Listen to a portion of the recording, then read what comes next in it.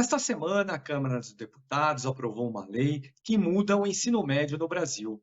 A reforma de 2017 tinha uma lógica de, basicamente, ampliar o ensino de conteúdos específicos, conteúdos mais técnicos. Essa reforma de agora vai no sentido contrário, de ampliar o ensino dos conteúdos mais gerais, mais humanistas. Foi uma proposta do governo Lula, apresentada no ano passado. Setores lulistas, alguns deles eram ainda mais radicais e propunham simplesmente uma revogação completa da reforma de Michel Temer. O ensino médio no Brasil é o ensino que mais tem evasão escolar, dado mais uma vez representado em pesquisas do MEC. O MEC que nesse ano já divulgou um censo escolar sobre o ano passado. E diante dessa evasão escolar grande, não é difícil entender o porquê. No Brasil, temos muitas carências sociais. Não é incomum que jovens larguem os estudos para trabalhar e ajudar em casa, ajudar os pais em casa. E é para combater essa evasão escolar que o governo Lula vai começar a pagar no próximo dia 27 de março uma bolsa, um pé de meia para os estudantes do ensino médio. Será uma tentativa de mantê-los na escola até a conclusão desses estudos. Será que a ideia vai funcionar? E afinal, o que exatamente faz essa reforma do ensino médio aprovada essa semana? É para uma entrevista sobre esses assuntos que eu, André Barrocal, repórter em Brasília, tenho hoje do outro lado da linha, lá em São Luís do Maranhão, o deputado Idilvan Alencar. Ele que é deputado pelo PDT do Ceará e é também um militante da causa da educação. Então, ao senhor deputado, em primeiro lugar, eu agradeço a gentileza de nos atender. Muito boa tarde. Boa tarde, André. É um prazer. O tema aí é super interessante e eu fico feliz em ter essa oportunidade de falar com todos que nos assistem. Muito bem, e para aqueles que nos assistem nesse momento, eu deixo aqui os recados tradicionais do início das nossas transmissões. Se você ainda não é um inscrito no canal de Carta Capital no YouTube, inscreva-se agora. Clique aí no botão, curta, comente, compartilhe nossos vídeos. Se você gosta do nosso jornalismo, mas ainda não é um assinante da Carta, torne-se um agora também. Entre no site www.assinecarta.com.br e se informe a respeito das condições de assinatura. Então, deputado, eu lhe perguntaria inicialmente o seguinte: o senhor era a favor de fazer uma reforma na reforma do ensino médio feita no governo Michel Temer? Sim ou não e por quê? Olha só, quando essa reforma ela foi discutida no Brasil, em 2017, eu era secretário de Educação do Estado do Ceará. O ministro Camilo Santana era governador, era o secretário dele de Educação. E fui eleito presidente do Conselho Nacional do secretário de Educação, concede, exatamente com a pauta de, digamos assim, um certo confronto ou queria mais discussão sobre a reforma do ensino médio. Porque o governo Temer ele tinha as reformas trabalhistas, a reforma da educação, ele queria se consagrar como o presidente reformista. E eu, secretário de Educação, não aceitei aquela coisa vindo imposta, sem discussão, sem debate. Eu me insurgi contra a forma, inicialmente, e me candidatei a presidente do Conselho, fui eleito. Em 2017, 2018, enquanto secretário, eu fui contra. Eu já fui contra inicialmente por a forma, porque não se implanta uma reforma com essa magnitude sem discutir com os atores principais do processo, que são professores e estudantes. Os secretários de educação são importantes? São, mas no dia a dia, na prática, quem vai colocar isso para funcionar é o professor. Então, naquele momento, eu fui contra, até porque era uma coisa muito rápida. E o secretário de Educação não sabia nem como falar isso para a rede, como era que ia acontecer. E também eu achei ela inexequível desde o começo. Quer um exemplo? Itinerário profissionalizante. Como é? E tinha até um comercial de TV que dizia o seguinte: olha, você vai poder escolher, jovem. O jovem vai escolher fazer educação profissional como? Se a sua escola não tem condição, não tem laboratório, não tem professor, como é que o jovem, eu vou escolher fazer eletrônica? Como assim? Eu também tinha uma suspeição que essa parte profissionalizante vinha da iniciativa privada, que era simplesmente alguém fazia a parte propedêutica, ia lá no mercado e fazia um curso profissionalizante. Eu acho que ela tinha um pouco esse viés. Então, eu sou contra essa reforma desde 2017. Fui contra quando secretário de Educação, presidente do Conselho e como parlamentar, desde o início que eu disse. Isso aí não, Isso aí não caiu no agrado dos professores, digamos assim. Isso aí não é uma reforma que conta com o apoio do professor inicialmente. Então, não tem como prosperar. Esse argumento é muito forte, né? E aí também eu vi desaparecer ou reduzir algumas disciplinas que eu acho fundamentais e fundantes, como sociologia, filosofia, né? Educação física, tinha escola que não estava ofertando só em um ano do ensino médio. Então, eu coloco aqui algumas questões aí de forma, de conteúdo, que desde 2017 eu sou contra essa reforma. E o senhor diria, ou acha que é um exagero dizer, que essa reforma lá de trás de Michel Temer, ela se propunha a promover a formação de mão de obra e não de seres humanos no ensino médio? Era essa a lógica dela? Rapaz, a gente nem entendia qual era onde era que ele queria chegar, a lógica. Eu nem entendia essa lógica, né? É tanto que lá no Conselho, a minha pauta do Conselho, quando eu fui eleito, foi contra essa reforma. Eu ganhei por um voto só, foi 14-13, uma disputa apertada ali, né? E eles fazendo movimento dentro do MEC para que eu não fosse eleito. Mas, olha, a grande questão é essa. Eu acho que tinha um viés aí que ia muito no sentido da iniciativa privada. Eu percebia que era como se a iniciativa privada pudesse ofertar uma parte desse currículo.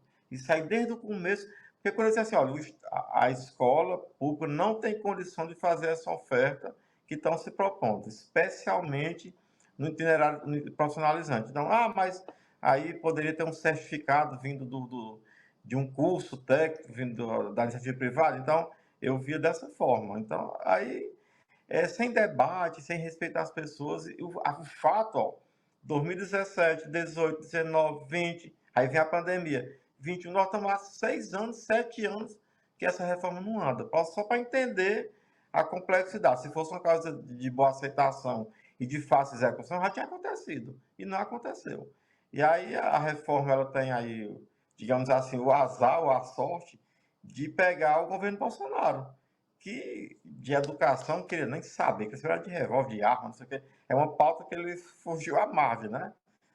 É só ver a qualidade dos ministros que ele colocou no MEC, né? No final, foi até ministro preso, né? Então, assim, aí a reforma não deu certo em 17, 18, aí chega o governo Bolsonaro, coloca uns ministros sem entender de educação, e aí vem a pandemia, e aí quando o Camilo assume, né, ele encontra essa situação, esse abacaxi, digamos assim. E eu até disse, ó, não foi o senhor que criou, mas vai ter que resolver. Vai ter que resolver, porque enquanto isso tem jovens nesse país inteiro indecisos, sem saber para onde vão. Porque o ensino médio, historicamente, é o grande problema da educação brasileira. Nós temos vários, alfabetização, todos, né? Mas o ensino médio é aquela fase da transição que historicamente é complexa, né? O Brasil, a escola é pouco atrativa, então vamos criar um novo ensino médio. Só que esse novo ensino médio tornou a escola mais desinteressante ainda. E, deputado, vamos entrar então aí propriamente no conteúdo do que foi votado essa semana na Câmara dos Deputados. E eu lhe pergunto inicialmente o seguinte, peço até para o senhor fazer um esforço aqui para explicar para quem nos assiste e não é familiarizado com o tema. O que foi feito em relação, digamos assim, àquela carga horária do ensino de matérias básicas, digamos assim, que todos os alunos precisam aprender na escola? Bom, então vamos aí para a questão das horas, aulas, que é o cerne da questão, né? 3.000 horas, vamos pegar 3.000 horas, né? O ensino médio, o novo ensino médio aprovado, dizia o seguinte: 60% de 3.000 horas, ou seja, 1.800 horas, é para uma base comum: português, matemática, química, física, biologia e filosofia. Os outros 40% dessa carga horária, ou seja, 1.200 horas, é uma base diversificada. Agora, que diversificação é essa? As redes é quem vão definir. Aí tinha de tudo. Era umas 40% do tempo do estudante na escola, era com uma parte diversificada, e aí tinha lugar que tinha 300 itinerários diversificados, aliás, 300 disciplinas aí, as mais diversas. E o conteúdo do Enem, em outra direção, porque não estavam cobrando essa parte diversificada. Então, o que acontece? O MEC faz uma escuta de um ano escutando, né? E no final constrói um projeto que manda para a Câmara e diz assim, olha, não são mais 1.800 horas de base comum, agora são 2.400 horas. E essa parte diversificada serão 600 horas. Esse era o projeto do MEC. O relator muda, Até porque o relator era o ministro da Educação em 2017, que implantou o novo ensino médio. Olha, então ele vai e muda e volta para 1.800 horas essa base comum, ficando 1.200 a base diversificada. Quarta-feira, nós aprovamos um relatório, o relator ele recuou da proposta dele, que diz que agora o novo ensino médio tem 2.400 horas de base comum, ou seja, português, física, matemática, química, e 600 horas da parte diversificada. Com uma mudança na educação profissional, porque a educação profissional tem especificidade. Por exemplo, um curso técnico de enfermagem, ele tem uma carga horária alta, então ele avança um pouco. Inicialmente se pensou em 1.800 horas para a educação profissional, e aí ficou em torno de 2.100 horas base comum, podendo chegar até 900 horas dessa parte técnica. Mas, no geral, o que nós aprovamos foi 2.400 horas para a base comum e 600 para essa parte letiva, etc., na educação profissional, que é específico, de acordo com o conteúdo da carga horária do curso. Tem curso de técnico de enfermagem, carga horária maior, técnico de informática, já tem um pouco menor, aí depende do catálogo de oferta do curso. Acho que, em síntese, essa foi a cerne da questão, que é essa carga horária comum. Por que a gente fala tanto que é importante ter essa base comum? É para que as pessoas consigam ter a mesma educação no interior do Ceará, no interior de São Paulo, na iniciativa privada, na escola pública, para que a gente não crie desigualdades. Esse novo ensino médio estava aumentando a desigualdade. No momento que eu só tinha 1.800 horas iguais, e as outras 1.200 eram diversificadas. Então, essa diversificação provocava aí um caos. E o Enem? O Enem está cobrando o quê? Está cobrando essa parte comum. Só para a gente entender o prejuízo que estava causando.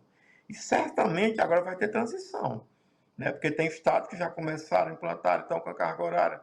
Então, as redes estaduais vão ter um trabalho aí enorme, espero que com boa orientação do MEC, para fazer essa transição do que já iniciou. Mas eu imagino que após essa aprovação, que nem era o que a gente queria, né? Inicialmente era bom a gente começar a estudar, mas também a gente tem que entender o contexto político, o que é razoável, o que é negociável. Não dá para a gente querer fazer exatamente como nós pensamos, né? A gente tem que ter uma questão plural para chegar a um acordo. Eu acho que o Brasil peca muito por isso. Eu penso assim, então eu quero assim e tal. Não pode ser dessa forma. A gente tem que tentar conjugar vários pensamentos, várias visões e chegar a um acordo. Foi o que aconteceu dessa forma. O MEC de parabéns porque conseguiu um acordo. A gente também agradece o relator que, de certa forma, recuou com essa carga horária. Ainda temos problemas? Temos. E a gente até vai falar na sequência, mas eu acho que foi um dia positivo para a educação brasileira essa noite de quarta-feira. E a propósito, especificamente aí no aspecto político desse tema, o relator, ou seja, aquele deputado a quem coube dar a cara final do que foi votado, o senhor já chamou atenção para isso, é aquele que foi o ministro da Educação no governo Michel Temer, que fez a reforma, o deputado Mendonça Filho, ele que é de Pernambuco. O senhor pode explicar para as pessoas como que é que essa relatoria caiu nas mãos do deputado Mendonça Filho? E qual é o sentido de ele cuidar de desfazer uma reforma que ele mesmo fez? Olha só, a pergunta tem que ter um grau de dificuldade, mas não pode ser uma dificuldade desse tamanho, não. Onde é que eu vou achar uma resposta para essa tua pergunta? Não dá para explicar. Né? Se o ministro que fez o novo ensino médio, o MEC apresenta um projeto diferente desse novo ensino médio que ele programou, projetou, e ele é o relator. Então, essas coisas eu realmente não. Juro por Deus que eu não tenho explicação para isso. Por isso que foi toda a dificuldade, né, da gente conseguir chegar numa concertação, num arranjo que fosse aí de comum acordo. Mas no final das contas, né, ele recuou. Ele recuou, isso que é importante.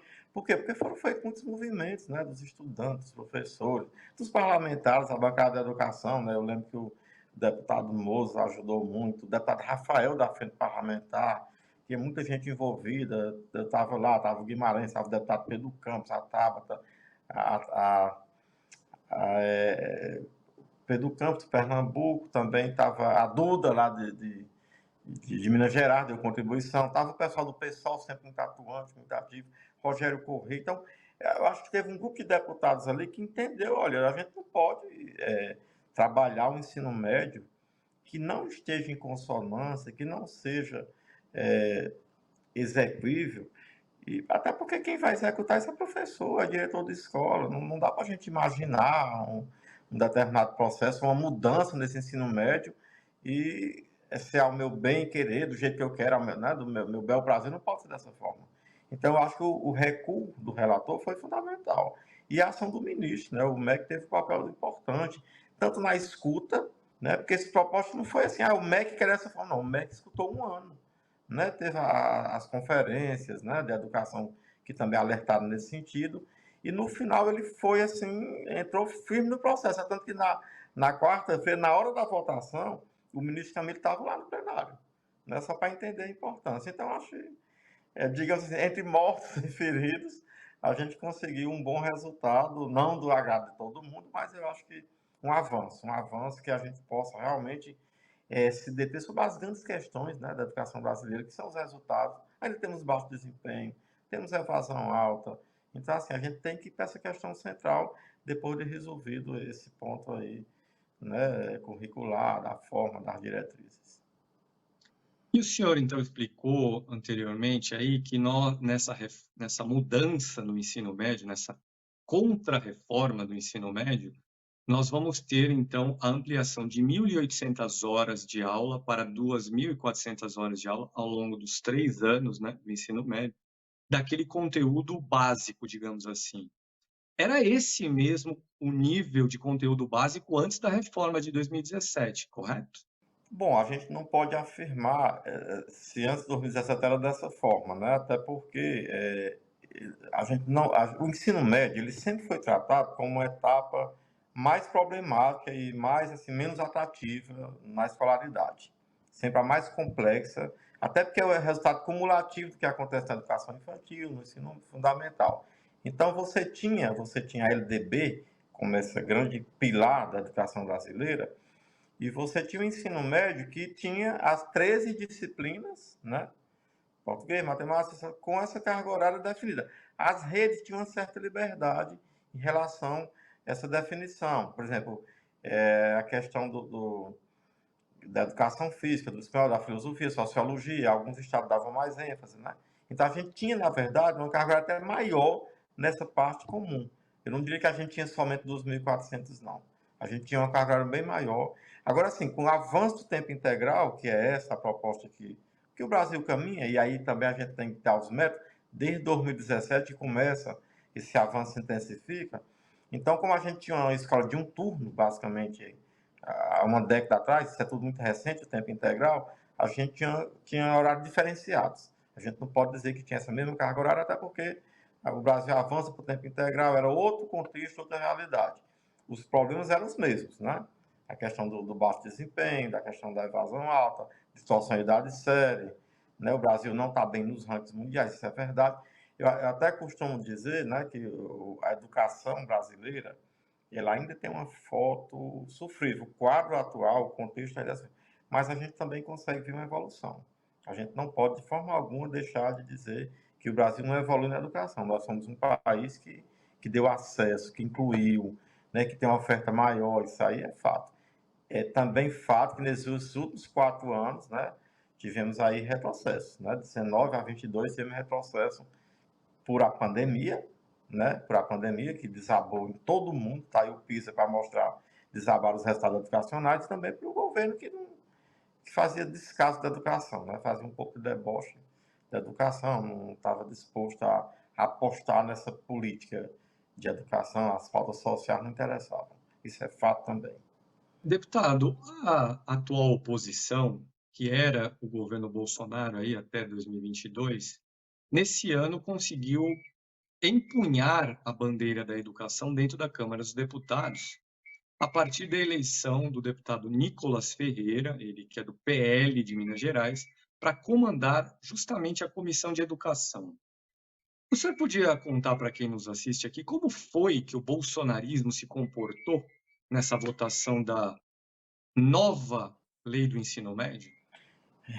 Bom, vamos nós. Eu fui eleito na quarta-feira como vice-presidente da Comissão da Educação. Eu já estou lá há 6 anos, né? Vou fazer parte aí da mesa, né? Um movimento aí que teve muito apoio do presidente da Frente Parlamentar, do Rafael, da bancada do PT, do PSOL, do PCdoB, do PDT, né? E MDB também, PCdoB. Então, muitos partidos, tanto que eu tive uma votação bem expressiva. E assim, eu não diria que a direita impugnou a bandeira da educação, não diria dessa forma. Eles, por um acordo, né, como tiveram uma bancada, né, representativa com muitos deputados, eles tiveram direito à presidência da Comissão da Educação. Há uma diferença entre eu dizer que a direita hoje preside a Comissão da Educação e está defendendo a educação. Há uma diferença, eles estão lá na presidência. Mas, inclusive, a gente tem um cuidado, né, e a gente, de ficar somente nessa discussão ideológica. Ah, vamos fazer. Ontem na pauta tinha moção de repúdio a não sei quem, ao professor tal, ao Alckmin. Então, assim, isso não é defender a educação, né? E a gente precisa, inclusive, eu estou na mesa para isso, para que a gente consiga puxar uma pauta que realmente interesse a educação brasileira, interessa ao professor, ao estudante, aos pais, interessa ao país, né? Então, assim, nessa votação, eles normalmente falam pouco, né? Tinha pouca gente fazendo defesa contra ou a favor, né? Por a expressividade dos votos, eu acho que votaram a favor, né? Por a quantidade de votos. Mas, assim, não dá nem para a gente saber se eles têm uma posição sobre isso, porque realmente é uma pauta que eles não costumam debater.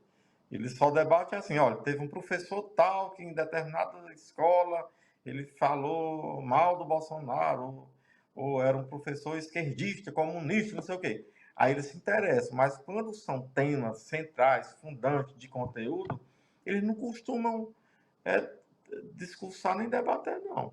Por exemplo, assim, o ensino médio tem as 13 disciplinas, a educação profissional, 2.100 horas. Eu não costumo ver esse debate, não. Pelo menos no meu quinto ano como parlamentar, estou indo para o sexto, eles normalmente não gostam desse debate. Eles gostam desse debate botar detector de metal nas escolas. Aí eles estão lá atuando. Moção de repúdio, legislação para punir professor que quer doutrinar aluno, escola cívico-militar. Bom, a única pauta que eles defenderam veementemente nos últimos 4 anos era a escola cívico-militar. Mas quando você vai para uma pauta que requer mais conhecimento, eles normalmente não são muito de debater, não. Eu acho que eles não é muita praia deles, não. Perfeito. E, deputado, eu queria abordar agora aqui a educação de forma mais ampla. Até o senhor já mencionou aí que nós temos no Brasil uma situação difícil.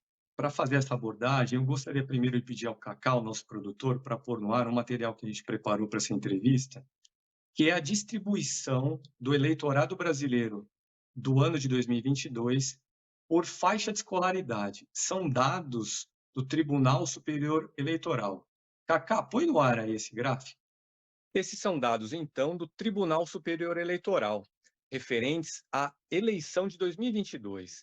Naquele ano, o Brasil tinha 156 milhões de eleitores. E como eles se distribuíam por escolaridade? 42% tinham o ensino médio, completo ou incompleto. 29% tinham o ensino fundamental, também completo ou incompleto. 16% tinham o ensino superior, completo ou incompleto. E os demais, aí, 13%, eram analfabetos ou tinham algum tipo de alfabetização precária. Então, deputado, a gente viu aí, com base nos dados, que é possível chegar à seguinte conclusão, que no Brasil nós temos aí 40% dos eleitores que estudaram, teoricamente, no máximo até 14 anos.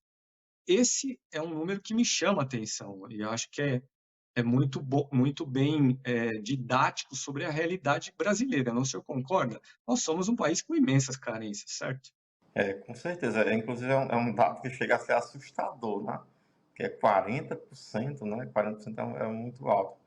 E imagino que deve ser um dado que, quando você faz uma comparação com os outros países do mundo, a gente deve estar aí bem abaixo de qualquer média. Isso certamente reflete em várias questões. Reflete na questão do voto, no tipo de discurso, na política, né? Que tipo de política é mais importante para determinado segmento com determinada escolaridade? É política social? É política armamentista? O que é que interessa de fato a esse eleitor? Então, isso aí serve também para uma série de inferências. Eu não diria que, né, inclusive quando você vê os movimentos políticos no mundo inteiro, a gente não pode nem inferir que assim, a pessoa mais escolarizada tem uma condição de escolher melhor seus governantes, não sei o quê. E hoje em dia é até complicado você falar isso, né? Quando você vê aí, né, o Portugal, eu acho que assim, a história é cíclica, né? E existe toda uma conexão entre os países, né? As coisas não são dissociadas, né? A gente vê essa eleição americana. A eleição americana vai se repetir uma polarização entre os dois candidatos, né? E a gente assistiu há pouco tempo esse filme, estamos vendo de novo. Então eu até não tenho coragem de afirmar que uma população mais escolarizada, com mais conhecimento, ele escolhe melhor seus governantes, não. Mas eu acho que isso aí é mais importante até para direcionar a política social.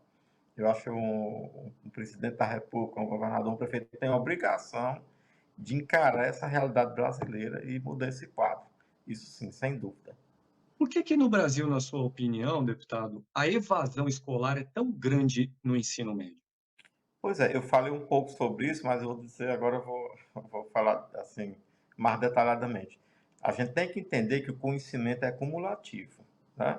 Se eu tenho uma educação infantil bem feita, se eu me alfabetizo na idade certa, né, e tenho ali o ensino fundamental bem feito, eu tenho uma possibilidade melhor de concluir o ensino médio, ter bons resultados e seguir minha trajetória educacional. Quando essas etapas não são bem feitas, o ensino médio é como se fosse enxugar gelo. Você não tem mais muitas possibilidades. Então, o aluno já passa por outras etapas e está nessa transição ali entre o ensino superior, que alguns conseguem chegar, não é a quantidade alta, mas é assim. E o ensino médio, e aí tem a ver até com a reforma, sempre foi considerado uma fase onde a escola é pouco atrativa. É importante formular a política pública com base em evidência. E o que diz o censo, o que diz a PNAD do IBGE? Que os jovens abandonam o ensino médio, 47%, se não me falha a memória, porque querem trabalhar, né? Que eles estão dizendo.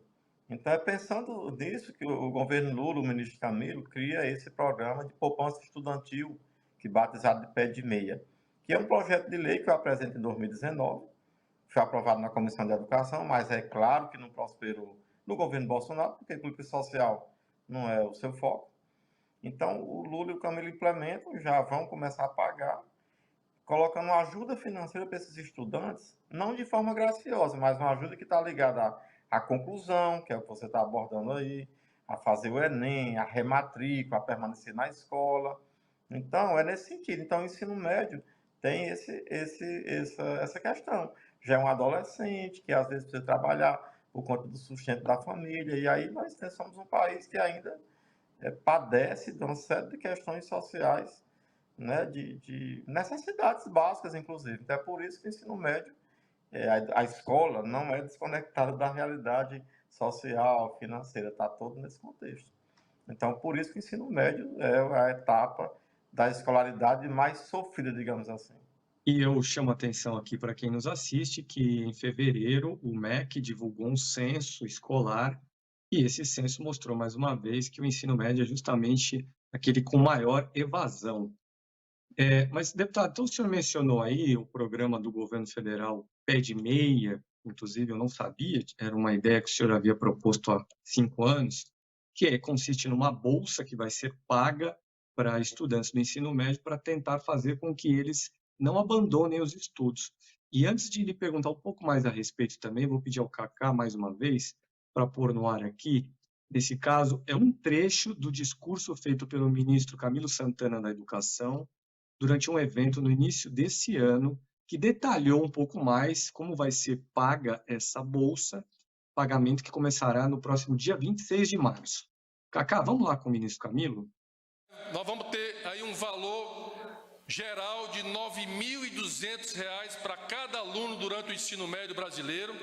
Serão R$ 200 na matrícula, serão 9 parcelas de R$ 200 mensais, ou seja, serão 10 parcelas de R$ 200 ao longo do ano e um depósito de R$ 1.000 ao final da conclusão de cada ano do ensino médio brasileiro. Quais são as condicionalidades para o jovem? Primeiro, precisa estar inscrito no Cadastro Único. Nós vamos priorizar agora os jovens do Bolsa Família. Depois, que é em torno de 2,5 milhões de jovens brasileiros. Depois, garantir a frequência, no mínimo 80% desse jovem vai ter que garantir a frequência ao longo do ano. E recebe os R$ 1.000 após a aprovação naquele ano letivo, daquela série, daquele ano do ensino médio.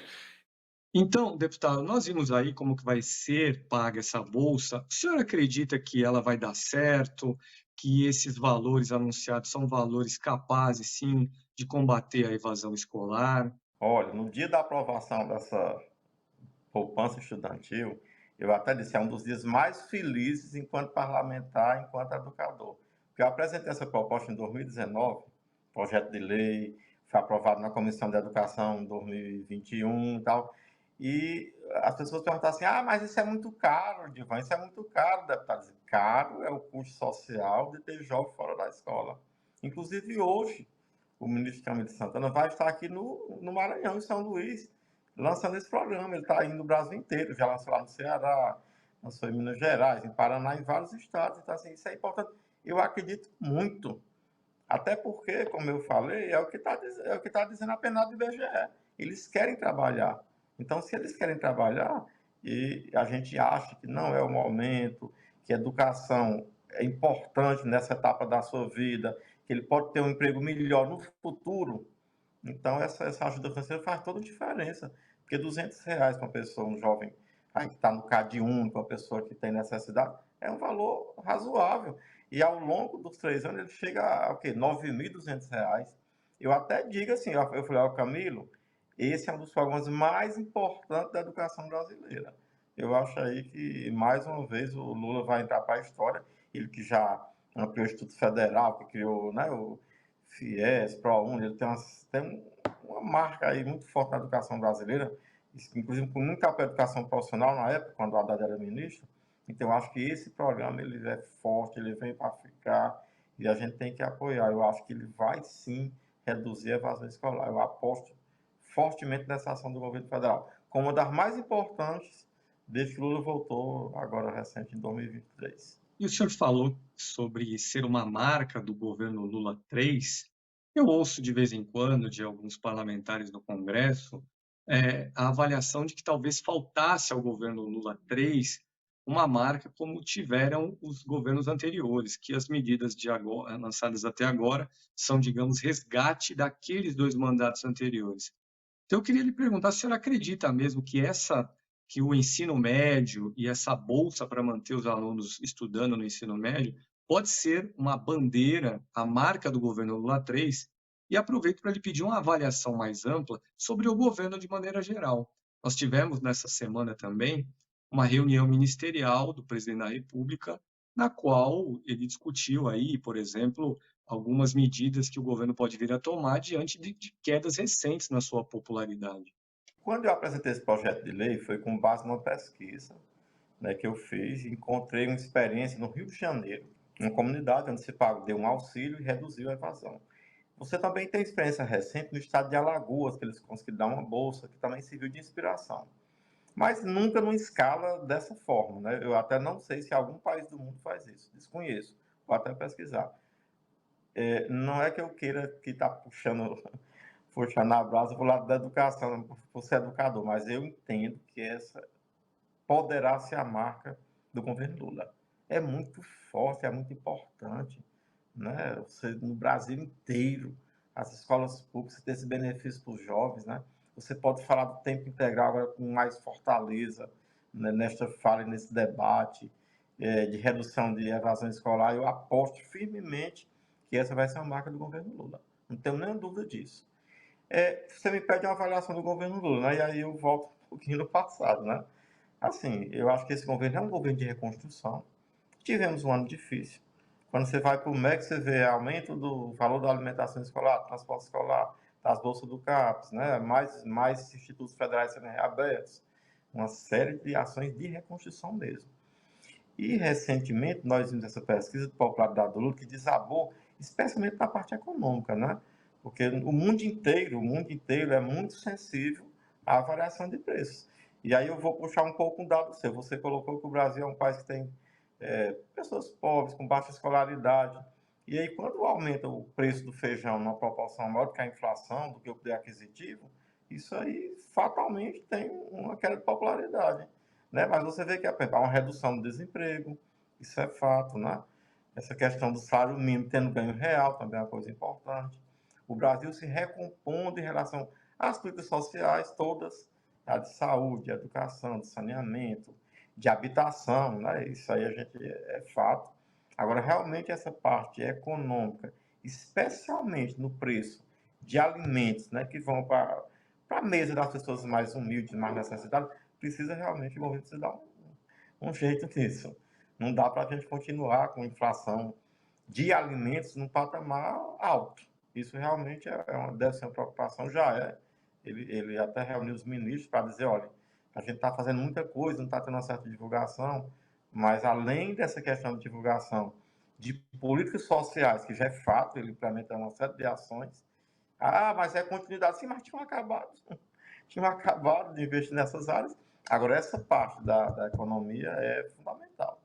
O mundo inteiro mostra isso, onde a economia não vai bem. E aí eu nem falo que a economia não vai bem, mas nessa parte da inflação dos alimentos, aí a gente precisa resolver, para que ele volte a ter boa popularidade e a gente consiga, nesse país, né, ter um bem maior que não tem preço, né, que é o bem da democracia, da liberdade, que a gente esteve por um triz, por muito pouco, esse país não virou uma ditadura, estão aí todos os fatos, e a gente precisa entender que o governo Lula acertar junto com sua equipe significa também a gente dizer que vai ter a segurança de viver num país democrático, que a gente possa falar, se expressar, discordar, aceitar, né? Então isso também é importante. Esse valor ele não tem preço, não está na balança econômica, mas para mim, é um dos bens maiores que a gente pode ter num país e numa nação. E para terminar, deputado, o senhor falou em democracia, vou aproveitar essa sua deixa. Nós temos visto aí o avanço de investigações da Polícia Federal sobre tentativa de golpe contra o resultado da eleição de 2022, investigações que chegam perto do ex-presidente Bolsonaro, chegam perto também de alguns militares.